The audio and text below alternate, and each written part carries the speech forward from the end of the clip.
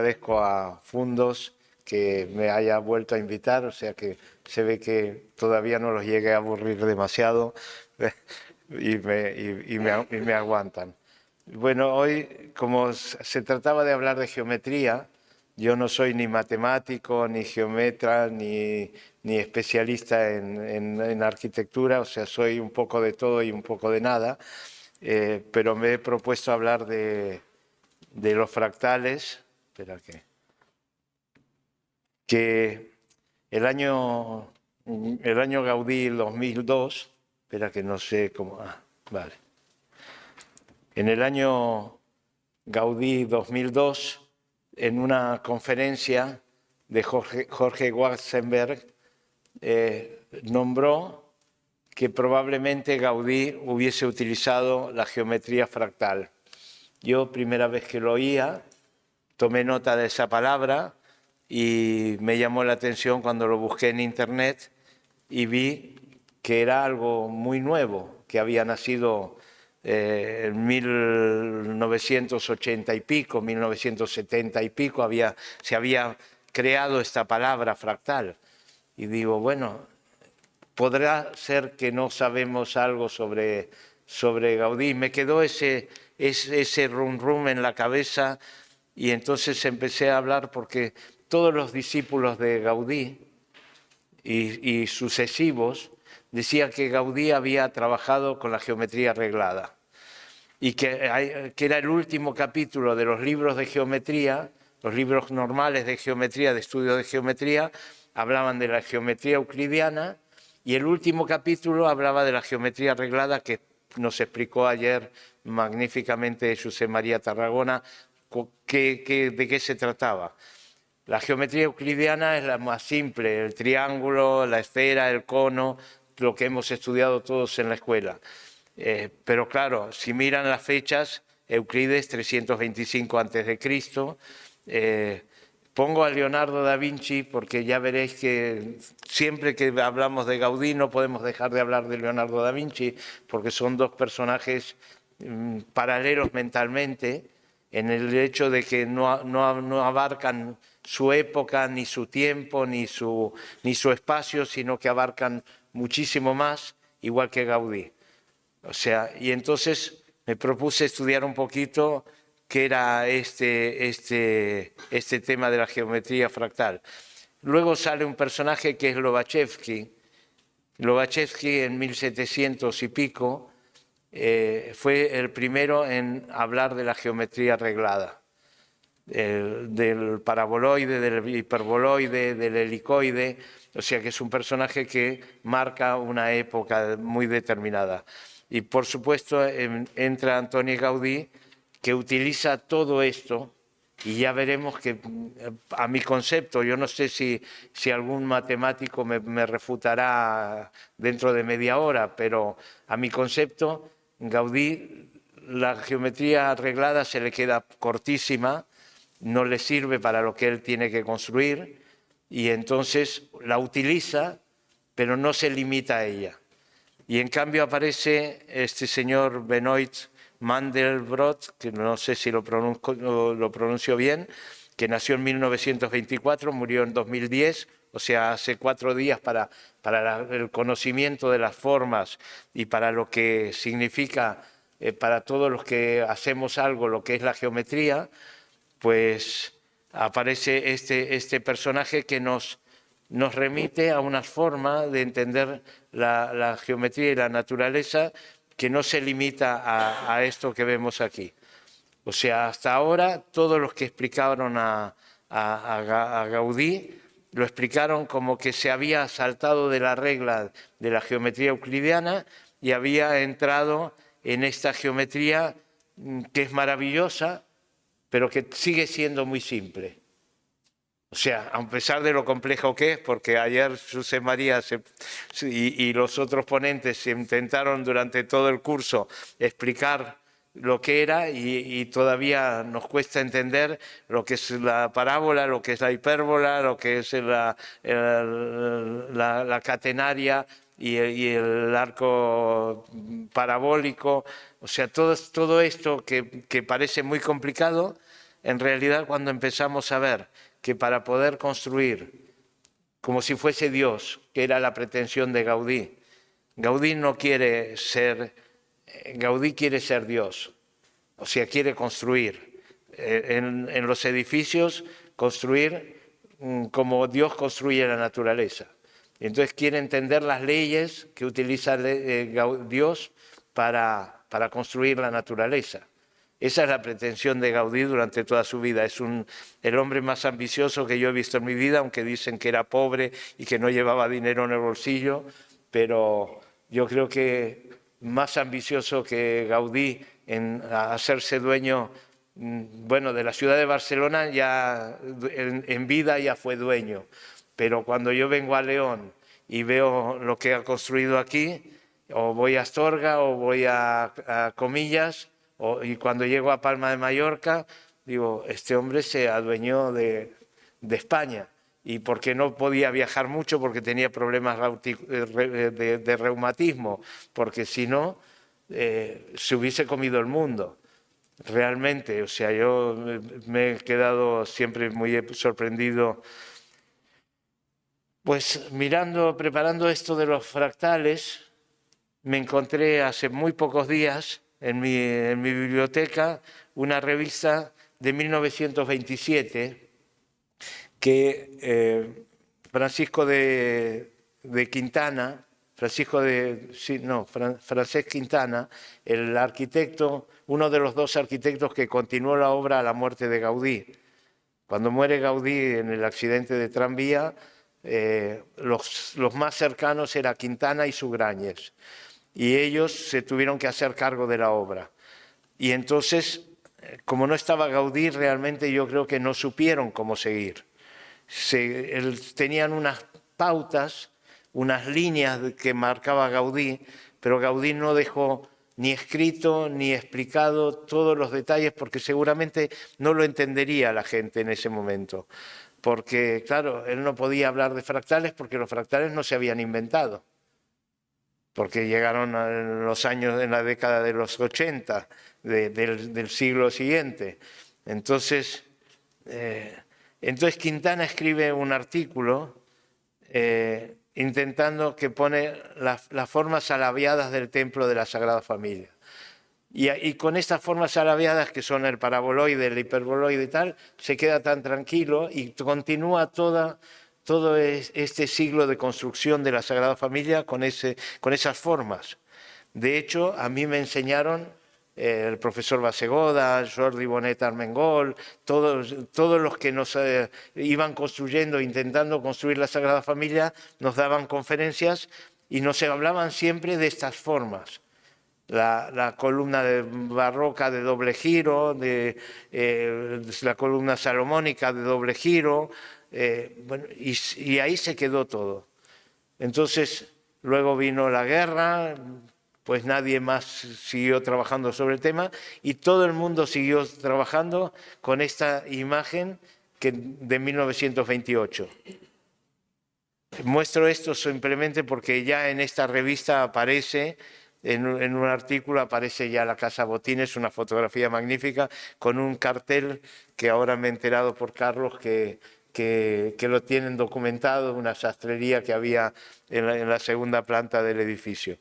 Y este es el libro que de alguna manera nos marca esta nueva manera de entender la geometría fractal, que es la geometría que yo creo que más adelante, y espero que haya estudiosos, yo hoy he venido a hablar de lo que no sé, no de lo que sé, porque yo tengo este libro sobre mi mesa, lo he intentado ya leer desde hace un mes y me he quedado en el primer capítulo, porque claro, es matemática pura, es geometría pura y yo necesito a alguien que me lo explique en lenguaje llano. Es magnífico ver que esto está más cerca mío de lo que yo pensaba, pero no llego. Pero yo lo largo aquí porque yo creo que esto nos va a permitir a las próximas generaciones entender un poco más a Gaudí. Así como en otros aspectos, en estos 40 años que yo estudio a Gaudí, sí que ha evolucionado la bibliografía, ha evolucionado los estudios de arquitectura, las estructuras, los temas de materiales se han ido estudiando y hemos llegado a muchas conclusiones de todo en lo que se adelantó Gaudí, hasta en temas litúrgicos de religiosos, Gaudí se adelanta 60 años al Concilio Vaticano II. Entonces, claro, cuando él obliga a la Iglesia a adaptarse, a todos los obispos de España les obliga a adaptarse a una cosa que vendrá dentro de 60 años, es que evidentemente el poder que tenía este hombre era realmente grandioso, porque él no era cura, no era sacerdote, era simplemente un laico. Por eso entiendo que ahora lo santifiquen, que sea beato, porque realmente él hizo más por la Iglesia que la mayoría de los obispos de su época. O sea, él consiguió que las misas, el Concilio Vaticano II, lo que marcó básicamente, de lo que yo entiendo, y perdonen que me voy de los fractales, pero que estas cosas a veces me gusta explicarlas porque me parecen importantes. El Concilio Vaticano II dijo que la misa se tenía que hacer en cada país, en el idioma del país, y de cara, el cura de cara al pueblo.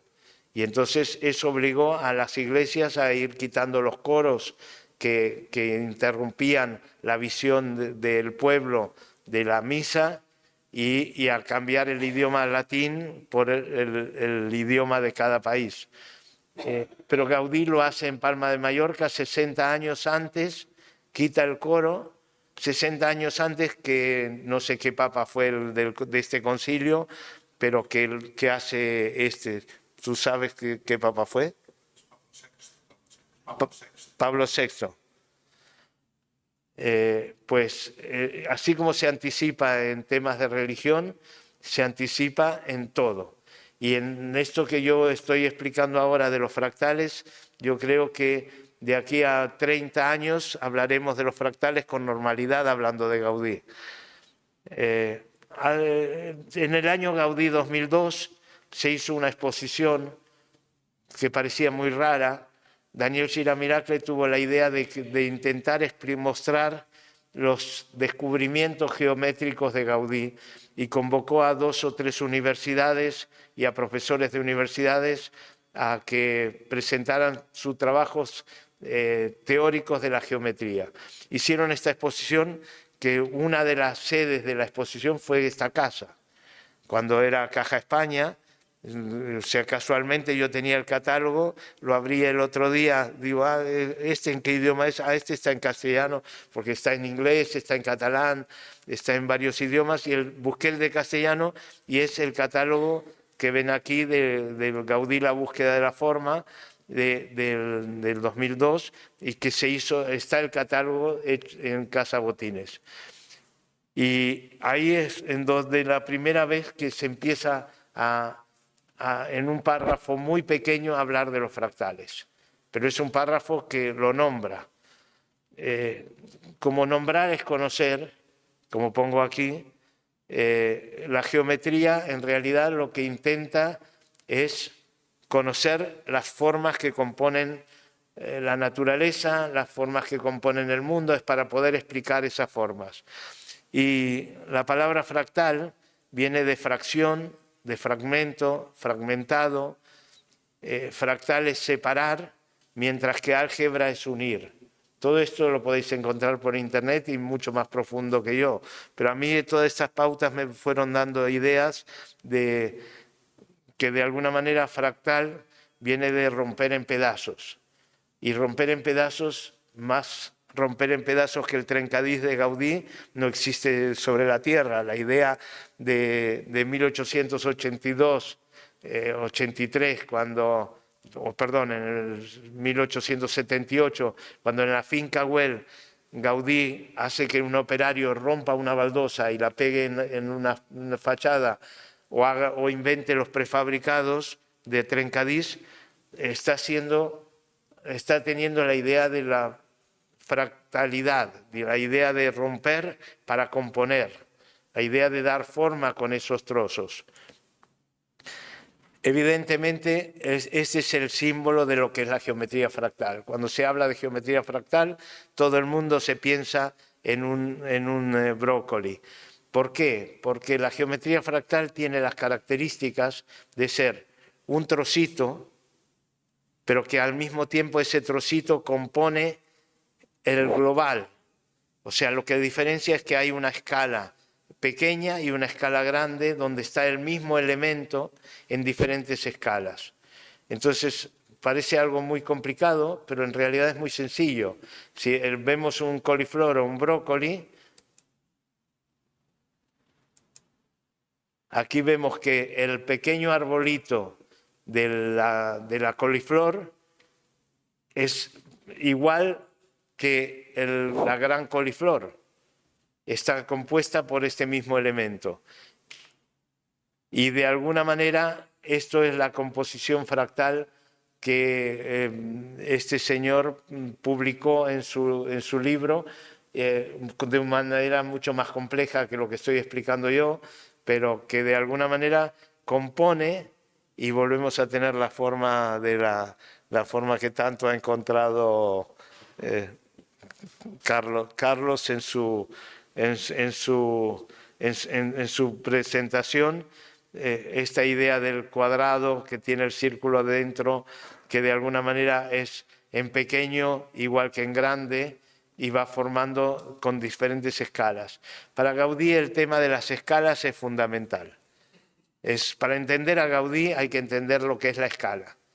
O sea, esto es la dimensión más cercana para poder entender la geometría de Gaudí. Cada vez que alguien intenta hacer una réplica, una reproducción o darle forma a algo que dice voy a copiar a Gaudí, si no toma la escala de lo que hizo Gaudí, no lo ubica en el espacio, no entiende la forma y sale como estos dragoncitos del Parque Güell que se venden por miles y que los turistas se llevan y que es una desproporción absoluta, por eso no tiene ningún sentido.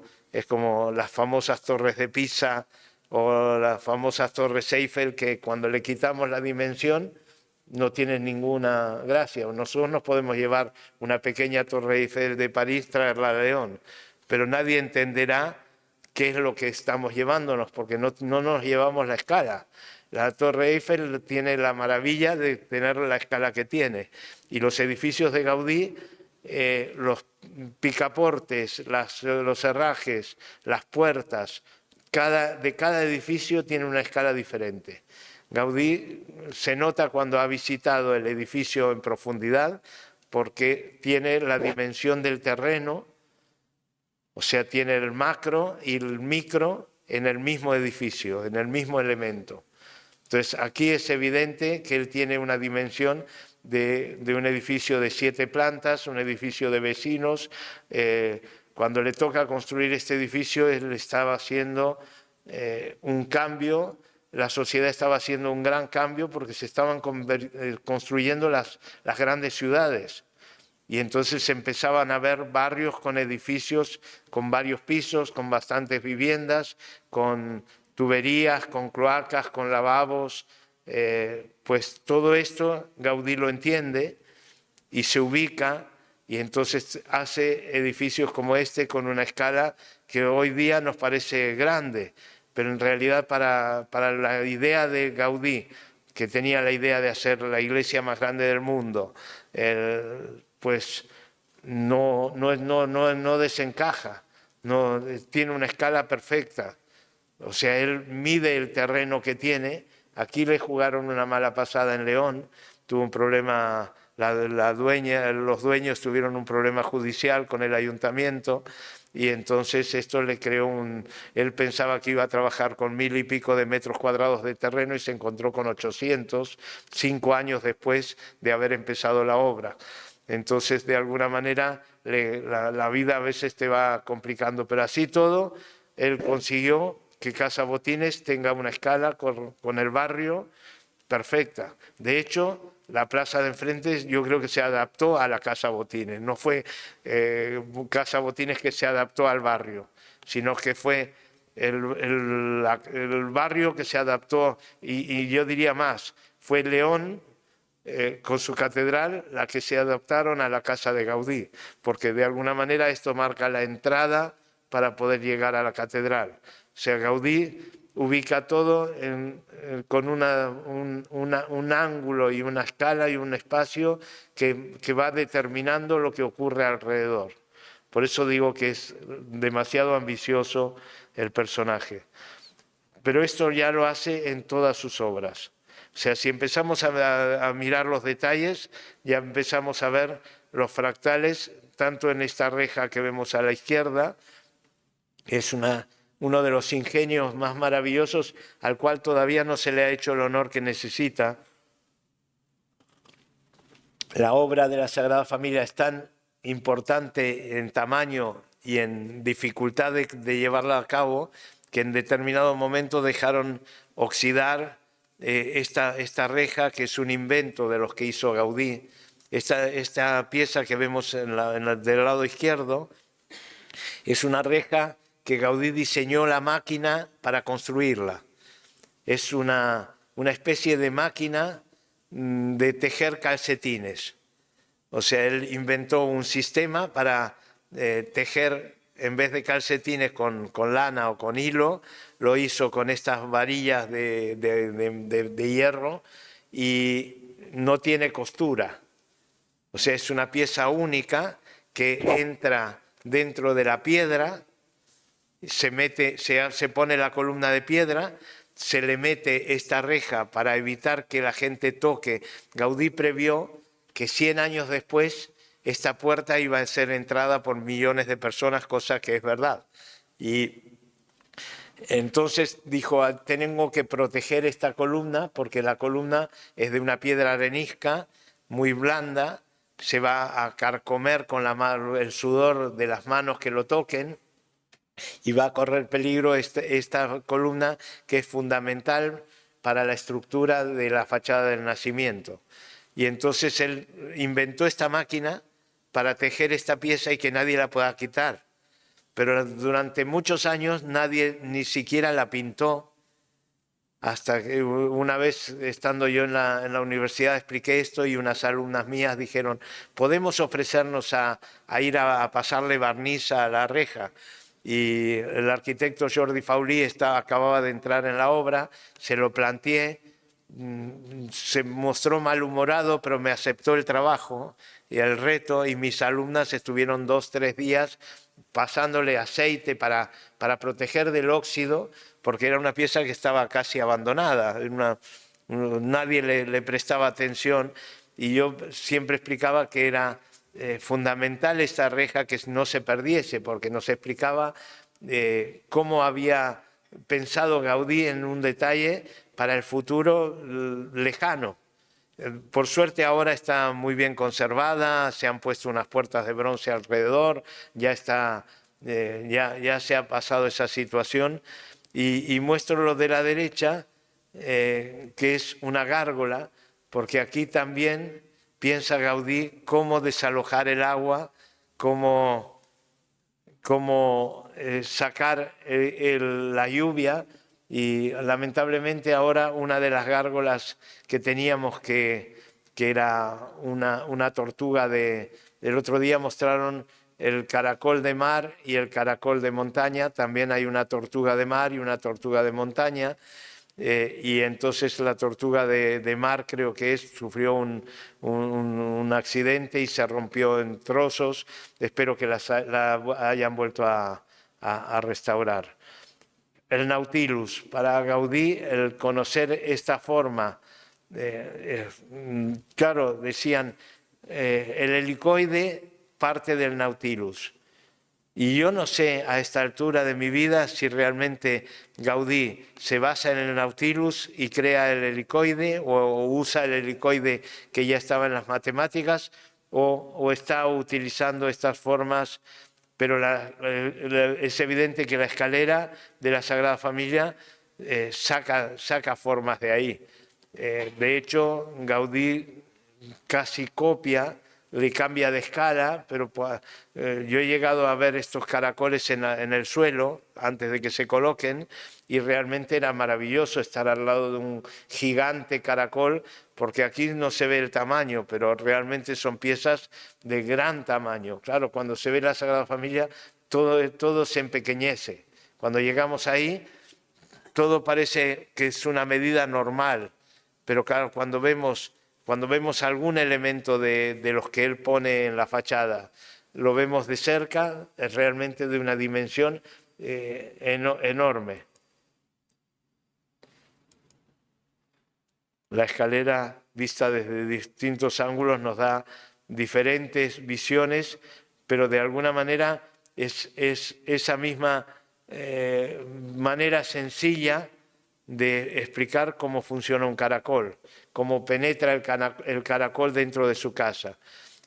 Aquí lo vemos ya formas que tienen que ver más con los fractales. Cada vez vamos a ir entrando en explicar más de alguna manera las formas que no tenían explicación con la geometría no euclidiana, con la geometría arreglada, porque este cielo raso de la Pedrera, claro, aquí ya no podemos decir uso un paraboloide, uso un helicoide, uso un...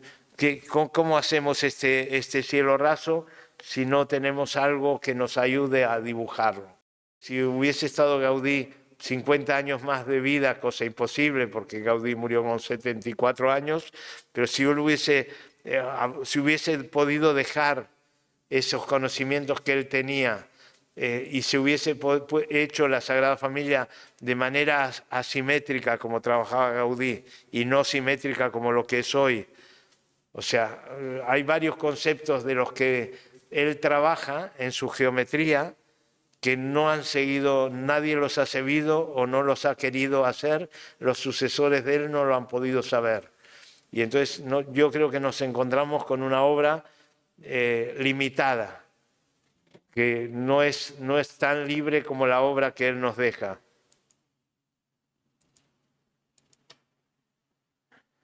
Cuando fuimos viendo construir esas naves, ese coro, esas columnas, nos explicaban, bueno, las columnas vienen del árbol, del fuste, que se reproduce de 1 sale a 3, de 3 sale hasta la estrella. Todos nos lo explicaron y parece de una manera totalmente coherente y lógica. Pero cuando miramos cómo está construida la naturaleza, esta hoja que mostraron ayer y que todos tuvimos en nuestra mano, y que la naturaleza la construye en décimas de segundo, porque si uno está en la selva y ve crecer una hoja, un árbol, una planta, son minutos, no llega ni a una hora el poder ver crecer una planta. Aquí en la península no tenemos la suerte de ver crecer las plantas de tal manera, pero así todo, la naturaleza crece, una hoja la hace en poco tiempo.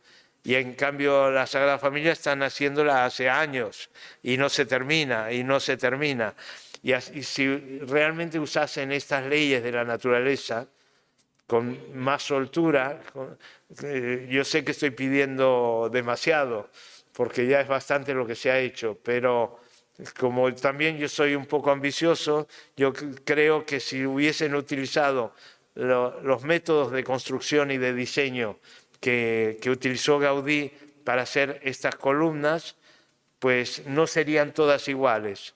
Ahora nos encontramos que un capitel se repite en todas las columnas.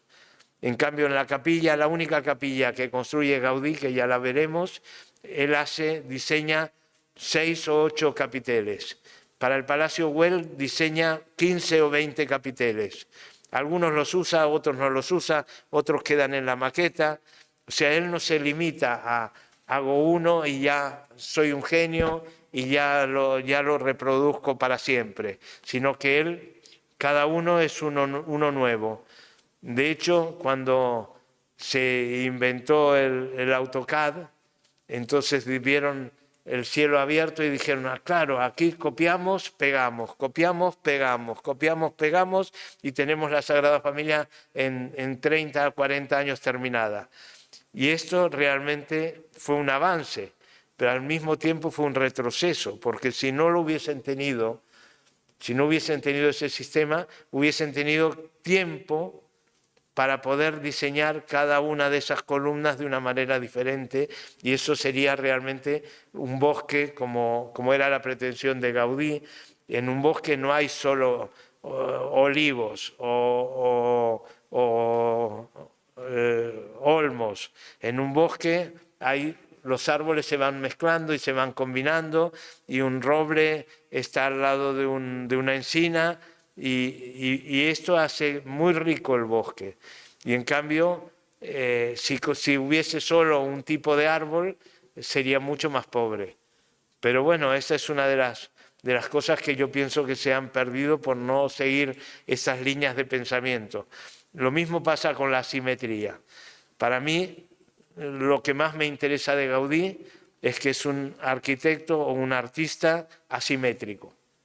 En la naturaleza yo creo que no hay nada asimétrico. Si nosotros nos dividimos nuestra cara en dos y nos miramos en un espejo, un lado tiene el ojo más bajo, el otro más alto, y no es que estemos mal hechos, estamos perfectamente bien diseñados, pero esa es la gracia de nuestra cara, que tenemos la nariz un poco más caída, la del otro lado diferente, y Gaudí hace esto en sus edificios. De hecho, si miráis la foto que estoy mostrando aquí, veréis que la foto donde pone Paté Frères hay una puerta de madera, que es la que deja Gaudí construida, y en cambio la puerta de la entrada de Vecinos es una puerta metálica.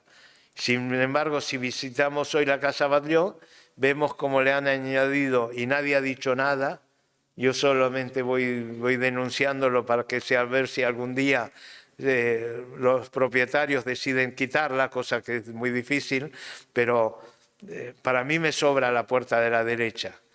O sea, porque Gaudí hace todo de manera asimétrica. Si miramos cada una de las formas de cada una de las columnas que componen esta hermosa entrada, todas son diferentes.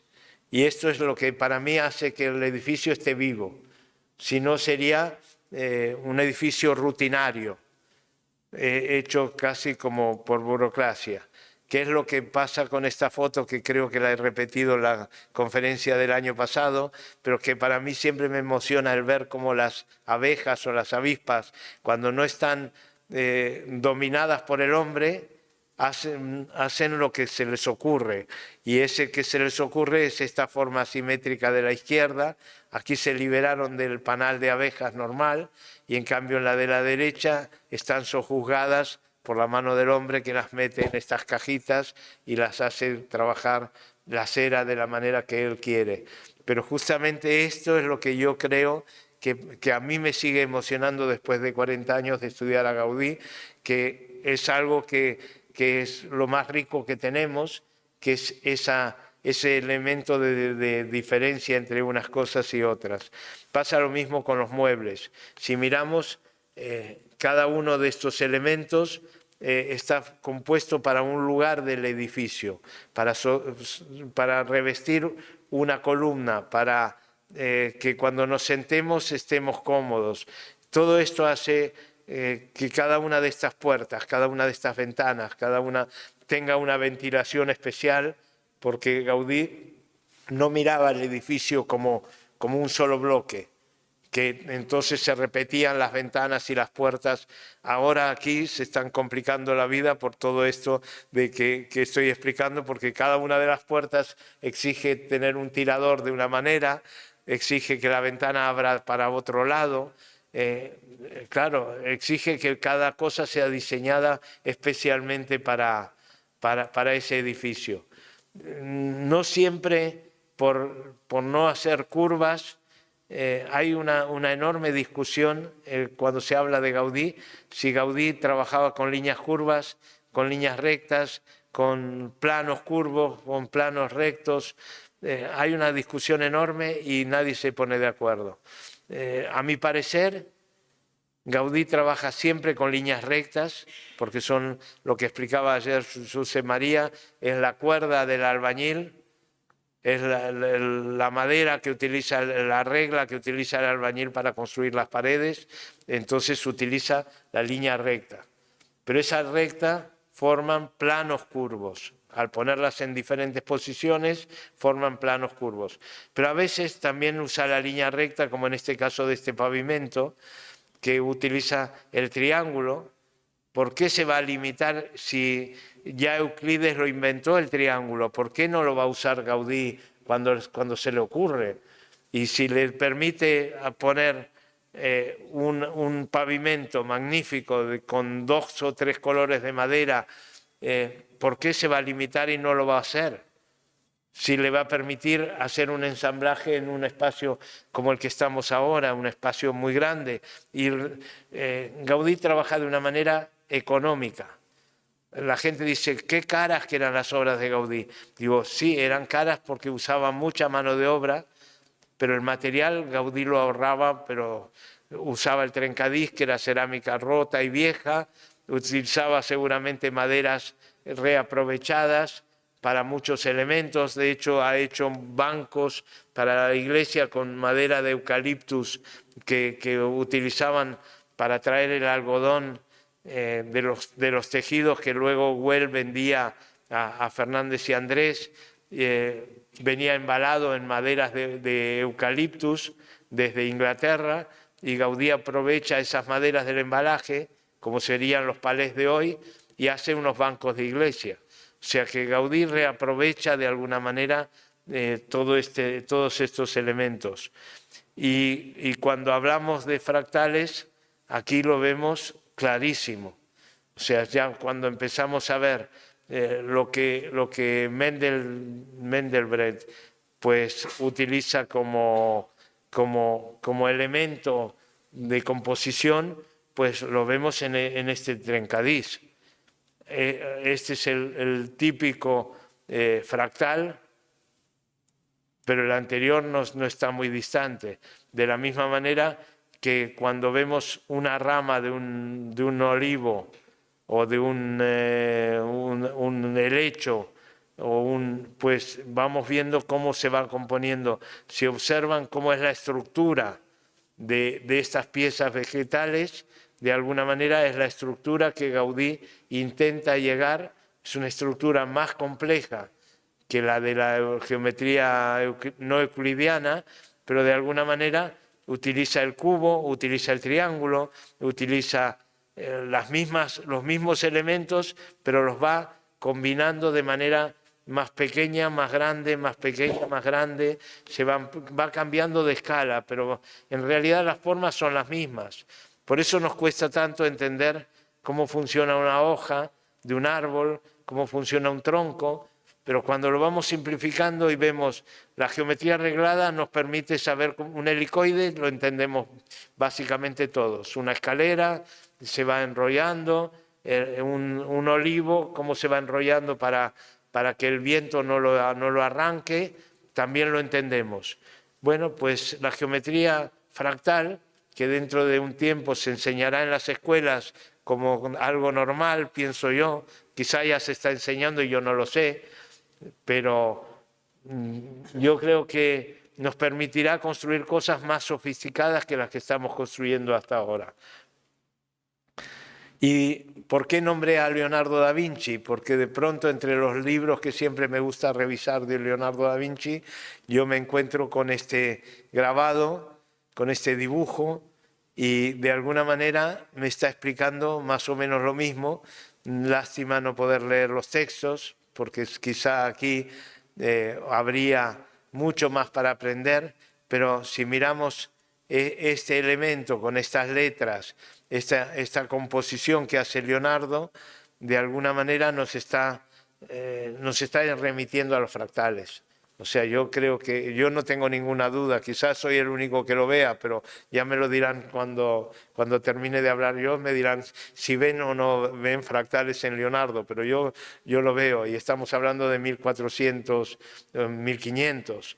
Entonces, el conocimiento humano no tiene los límites del tiempo que tenemos los seres humanos. El conocimiento está en el aire.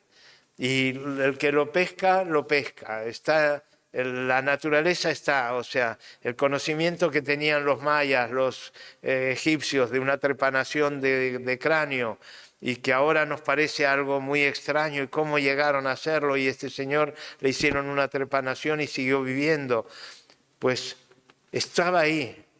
Alguien lo supo hacer, alguien estudió la circulación de la sangre, alguien estudió la circulación de los ríos, alguien estudió, y ese conocimiento está ahí. 500 años después, alguien lo coge y lo aplica y lo utiliza y todos decimos es un genio. No, es alguien que pensó con sencillez en una problemática y en cómo plantear una situación y cómo resolver un problema. Este es otro de los dibujos de Leonardo que de alguna manera me parecen que me pueden estar explicando lo que son los fractales. Todo esto es intentando entenderlo yo más que explicarlo, porque si yo lo entiendo lo puedo explicar, si yo no lo entiendo no lo puedo explicar. Yo entiendo cómo se construyó la Sagrada Familia porque de alguna manera durante 20, 30 años fui visitando la obra y los arquitectos me iban explicando todo lo que iban aprendiendo y fui intentando entender lo que ellos estaban aprendiendo y a veces me doy cuenta de que lo sabían muy bien, pero a veces me doy cuenta de que estaban improvisando. Y de esa improvisación salió la Sagrada Familia que hoy maravilla a millones de personas. Entonces, de alguna manera es un poco de poner nuestros límites y ver dónde termina el conocimiento humano. Claro, ver todos estos paraboloides, la entrada de la luz, es realmente maravilloso. Pero si pensáis, esta es la solución que Gaudí hizo en una pequeña maqueta, que es esta que vemos aquí, que estaba en el estudio y que era la maqueta de la cual sacó fotografías Ugrañes y que es la base, esta más los trocitos que se encontraron después de la Guerra Civil en la obra, trocitos de yeso, son la madre que marca cómo se va a construir la Sagrada Familia hasta el día de hoy. Y de alguna manera nos va a explicar cómo se aguanta aquello. Y bueno, ya el año que viene, este año que viene, ya podremos ver la Torre de Jesucristo terminada, que ya está prácticamente a punto de colocarse. No sé si es un tema político o técnico, porque va todo interrelacionado, pero en pocos meses ya veremos la iglesia por arriba terminada. Y de alguna manera, cómo se fue haciendo, podría haber sido mejor, podría haber sido peor, es lo que hay. Pero todo parte de esta fotografía que estoy mostrando aquí, que por suerte Sugrañes guardó y que pudieron seguir con esto calculando cómo reproducirla. Aquí está, lo tenéis en otra foto, los dibujos que partieron de ahí, el sistema constructivo, el sistema de cálculo estructural, pero lo más interesante no está explicado ahí. Y lo más interesante es cómo fluye la savia de los árboles, cómo fluye la sangre en nuestro cuerpo, cómo fluye, cómo los fluidos, cómo entra el aire en nuestros pulmones, cómo se van cargando esos pulmones, esos alvéolos, cómo nuestro cerebro trabaja y va poniendo las neuronas, que esto, claro, cuando tenemos un problema de salud intentamos entender. Y si entendiésemos de cómo funcionan los fractales, entenderíamos cómo entra eso. Por eso a veces te dicen, estás enfermo, beba agua. Tiene problema de riñón, beba agua. Pero ¿cómo? ¿Cuánta? ¿De qué manera el cuerpo la absorbe? Esas células que cada vez vamos estudiando más, los científicos han evolucionado este siglo muchísimo. Pero si conociesen de esta geometría, yo creo que podrían saber mucho más. Si se combinase la ingeniería, la anatomía, la fisiología, la geometría, la arqueología, todas las ciencias y todo el conocimiento humano en una sola agrupación. Y nosotros generalmente tenemos el médico de cabecera, el especialista en no sé qué, el ingeniero en no sé qué. Al contrario, lo que hay que hacer es unir esos conocimientos, porque es cuando realmente se puede llegar a entender la geometría fractal. Se traduce básicamente, el uso que tiene actualmente es poder dibujar la geometría de los ríos, de las costas marinas. Y entonces, claro, hoy tenemos el Google Earth que nos permite verlo desde arriba, pero para poderlo dibujar en 3D se necesita un poco más. Y el fractal está ayudando a ese conocimiento. Y en realidad es lo que estamos viendo en estas formas que voy a ir pasando, porque me parece que me estoy estirando demasiado, porque voy a ir pasando donde yo fui encontrando formas que me explican cómo funciona, cómo la naturaleza, cómo cada una de esas hojas va formando la forma que explicó Carlos y que explicó José María ayer, pero al mismo tiempo de darle forma cada una de estas plantas está viendo cómo absorbe y cómo conserva el agua. Como si miramos un aloe por dentro vemos que el agua la convierte en gelatina. Todos estos elementos que van cambiando son los que de alguna manera nos permiten, si miramos con un microscopio la naturaleza, veremos los fractales que componen eso y entenderemos cómo está hecho. Es muy sencillo si nos ponemos con humildad a decir, bueno, estamos construidos de la misma manera. Nuestros dedos son paraboloides. La intersección entre dos dedos hace un paraboloide hiperbólico. Entonces, si de alguna manera estamos construidos de esa manera, no es tan difícil entender que hay una sofisticación. Aquí vemos, por ejemplo, en una de las fotos, el rosario, que ahora aparecerá el rosario de Gaudí que utiliza por todos lados, porque es de alguna manera el elemento que le permite evadir su pensamiento y concentrarse en la religión. Pero podía haber rezado con cualquiera de estos elementos vegetales. Un cerebro, ¿no? Vemos estas plantas y vemos claramente un cerebro, porque en la naturaleza se repite todo. Da igual si es vegetal, si es animal, si son las estrellas, si son los planetas, o si son las células, o si son los átomos, da igual, el tema es la escala. Cuando miramos con un microscopio, vemos una cosa que si la miramos en un telescopio es lo mismo. Entonces hay un solo elemento básicamente. Todo en la naturaleza tiene la misma forma, pero tenemos que saber cómo funciona. Y claro, si vemos un corte de un cerebro, nos encontramos con este elemento que, ¿cómo lo explicamos con la geometría reglada? No nos alcanza. La geometría de 5 elementos, la euclidiana menos, la no euclidiana tampoco.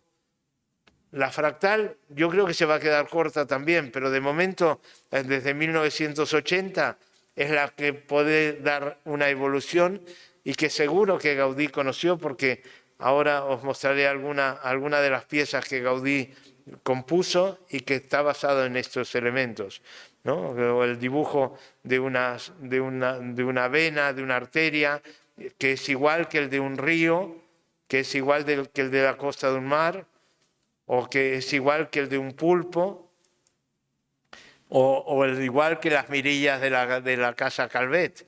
Si miramos cómo están compuestas estas formas, que las tenemos aquí en la tercera planta, pues una réplica, vemos que Gaudí con sus artesanos colocan los dedos clavados en un trozo de arcilla o en un trozo de cera y consigue esta forma que de alguna manera es un panal de abejas, es un nido de pájaros, es lo que la naturaleza nos muestra en cada uno de los elementos, los alvéolos, o el interior de la casa Batlló, donde vemos cómo la composición de las escamas de los peces van recubriendo los tejados.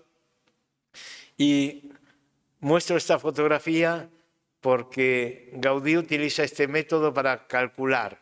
Es su ordenador. Él no tenía más que unas reglas de cálculo que eran muy sencillas. Entonces, para hacer la colonia Güell, inventa este sistema que es multiplicar los saquitos de perdigones por una escala de 10 y entonces sabe el peso que va a aguantar cada arco cuando se invierta. Pero lo que muestro esta fotografía porque últimamente veo que cada ingenio de Gaudí la gente piensa que lo hizo para todas sus obras. Y Gaudí era tan original que lo hacía para una obra. Después quizá ese pensamiento le permitía evolucionar, pero se ha llegado a decir que la Sagrada Familia estaba construida basada en un diseño como una maqueta de esta. Y esto no es verdad.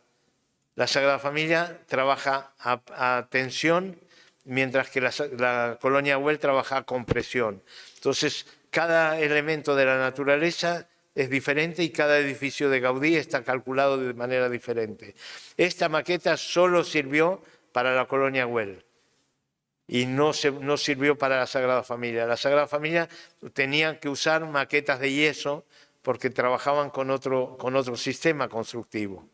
Entonces esto es importante de explicarlo porque pasa lo mismo con las costillas de la Casa Milá, de la Pedrera, que de alguna manera tienen que ver, pero no son exactamente un costillar de un cuerpo humano o de un animal, pero son costillas. Entonces, claro, las costillas trabajan siempre de la misma manera en los diferentes animales, pero son diferentes.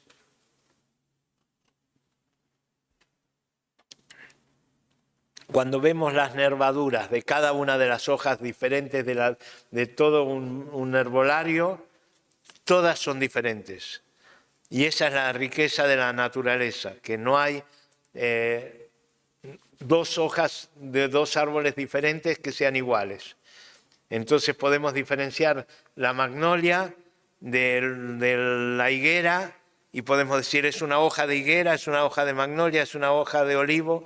Esta es la gracia que tiene y esto es lo que yo creo que los que restauramos a la obra de Gaudí nos perdemos en ese conocimiento. Los que estudiamos a Gaudí no siempre llegamos a tener toda la variedad de formas que Gaudí pretendía. Entonces Gaudí en cada una de las obras lo que pretendía era hacer esa obra. Entonces, claro, cuando hacemos los libros de Gaudí vemos que se empiezan a mezclar y cuando lo coge un diseñador gráfico el problema ya es terrible. Los periodistas, bueno, ya mejor ni nombrarlos, perdonen si hay periodistas o diseñadores gráficos aquí en la sala, pero yo creo que entender a Gaudí sería mucho más sencillo si separábamos cada uno de los elementos de cada uno de los edificios, pero los periodistas y los diseñadores gráficos lo ponen todo en una misma bolsa y entonces nos van a salir higueras con hojas de olivos y olivos con formas de higueras. Y voy a ir terminando.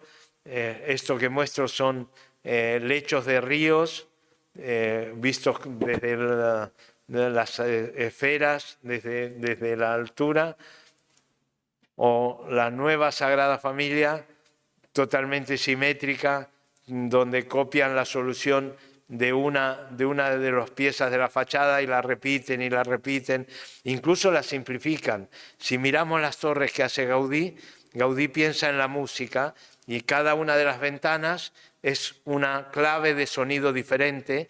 El día que se coloquen las campanas daría un sonido diferente. Si observáis las torres actuales, son todas las ventanas iguales, triangulares. Han descubierto un sistema para poder construir rápido, eficiente, económico y funcional. pero que a mi parecer no es Gaudí. Es Faulí, Jordi Bonet, los arquitectos que continúan, que tienen esa responsabilidad, y yo no les quisiera faltar el respeto porque realmente han hecho un trabajo enorme, pero yo creo que podrían haber seguido esta enseñanza que nos da Gaudí, y que, bueno, yo, como es una de mis últimas clases, o la última clase que daré en el curso de verano, pues lo puedo decir, y me disculpo porque quizás es muy pedante de mi parte explicar esto que yo estoy explicando, pero yo cada martes hago una visita de obra. Tengo un médico que me atiende en la esquina de la Sagrada Familia, y yo cada martes hago mi visita de obra. O sea, antes de ver a mi médico, pues hago un recorrido viendo cómo suben las piedras y cómo funcionan las grúas actualmente. Y entonces hago mi crítica personal que os transmito en este momento. Pero que yo creo que Gaudí hacía diferentes rosarios. Aquí tenemos 2 diferentes, y aquí tenemos otros 2 que dibuja en diferentes elementos, y que realmente para Gaudí debe haber sido una pieza fundamental de su vida. En el Parque Güell hace un rosario monumental, lástima no traigo la foto, pero la encontraréis por todos lados, que es unas grandes esferas que la gente piensa que es para que no se aparquen los coches, pero que en realidad eran el rosario de Gaudí, un rosario monumental. Y de alguna manera todo esto viene de estas composiciones que vemos en el agua, y que ahora es muy fácil de fotografiar con la macrofotografía, pero que de alguna manera conforman estos cielos rasos, estos elementos que va ubicando en todos los edificios Gaudí durante toda su vida. Los lechos de los ríos, los dibujos que nos da, las algas. Aquí están los 4 capiteles de las columnas del Triforio, pero hay más. Yo tengo 4 en una fotografía, pero hay 8 o 9 en diferentes fotografías. Y si observan, cada uno tiene líneas diferentes, tienen formas que podrían ser analizadas como helicoides y paraboloides, pero yo creo que se está yendo un poquito más allá, que llega a buscar más formas. Vemos el interior, esto ya lo he explicado. Hace pocos días me encontré con esta hermosa planta que ya varios autores han dicho que probablemente la observó Gaudí para hacer sus torres, y realmente es una Sagrada Familia. La diferencia es que cada una de las ramas de la planta, cada uno de los elementos tiene una dimensión diferente de acuerdo a la cantidad de agua que tiene eso en cada momento. Si hay una piedra que evita el crecimiento, o al contrario lo fija para que se pueda fijar más, para que se pueda estar. Yo me planteo si Gaudí utilizó el caleidoscopio, porque yo cada vez que veo estas formas, cada vez que me he ido metiendo en los fractales en este último mes o mes y medio que estoy intentando entender qué son los fractales, me veo más un caleidoscopio. Y yo no sé si Gaudí, no sé la relación que hubo entre los caleidoscopios y Gaudí, pero que creo que es algo bastante antiguo, y que habría que estudiar qué pasa con los caleidoscopios, porque esas formas de reproducir la simetría asimétrica de los elementos que componen el caleidoscopio, yo creo que es algo que está muy cerca de los fractales. Y bueno, voy a ir terminando con otros elementos que de alguna manera lo único que nos muestran es que durante diferentes épocas de la arquitectura y del conocimiento humano se ha intentado reproducir la naturaleza, explicar la naturaleza, copiar la naturaleza. Siempre es intentando llegar a...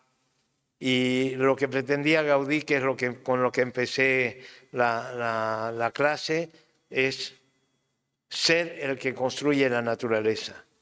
Parece de una ambiciosidad imposible, algo, pero bueno, eso es lo que de alguna manera era la fe que tenía Gaudí de poder llegar a estar tan cerca de Dios, de poder construir como hacía Dios, porque si Dios construye algo de esa manera, ¿por qué no lo pueden hacer los hombres? ¿No? O un girasol que dentro de poco veréis por la casa. Esto ya lo he pasado. La idea de que de un cerebro salen todas estas formas, las similitudes de todos estos elementos. Y para terminar de verdad, he visto estas fotografías de las neuronas, de cómo funcionan las neuronas unas con otras, las uniones de las neuronas, y me ha venido la imagen de la Puerta de la Pedrera, tan patente que yo creo que no hay, si él no vio cómo funcionaban las neuronas, pues las reprodujo aquí. Algunos los ven como una caparazón de tortuga, pero es una caparazón de tortuga totalmente asimétrica, la Puerta de la Pedrera. Y aquí la tenéis entera, pero yo creo que es realmente esta fotografía que encontré, que yo creo que ilustra perfectamente cómo toma la fuerza la neurona para estirar y largar esa electricidad que nos permite estar vivos y nos permite estar juntos compartiendo esto. Gracias.